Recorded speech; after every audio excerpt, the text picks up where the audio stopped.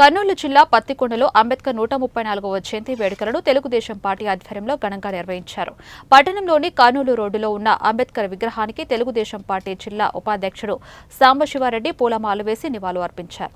ఈ సందర్భంగా టీడీపీ జిల్లా ఉపాధ్యక్షుడు సాంబశివారెడ్డి, చందోలి తిరుపాలు, సురేష్ కుమార్, రామానాయుడు మాట్లాడుతూ భారతదేశ చరిత్ర పుటల్లో సువర్ణాక్షరాలతో లిఖించబడిన పేరు డాక్టర్ భీమ్రావ్ రామ్జీ అంబేద్కర్ అని అన్నారు.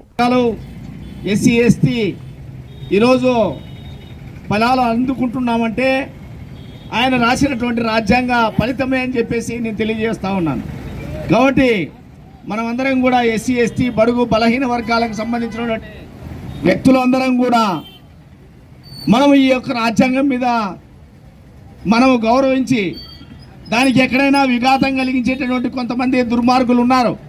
మనం కూడా ఆ టైంలో కూడా ఆయన విదేశాలకు పోయి చదివి ఒక లా చేసి ఆయన రాజ్యాంగాన్ని రచించి మన స్వతంత్రం వచ్చినాక ఎలా మనం రాజ్యాంగం నడుపుకోవాలని చెప్పేసి దానికి ఆ రోజు అంబేద్కర్ గారు ఎంతో కృషి చేసి రాజ్యాంగాన్ని రచించినారు.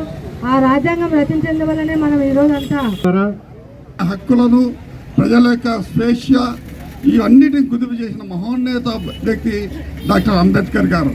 ఈరోజు మనము స్వేచ్ఛావాయువులు పీలుస్తున్నామంటే ఆయన యొక్క ఆదర్శమే మనకి ఇది ఒక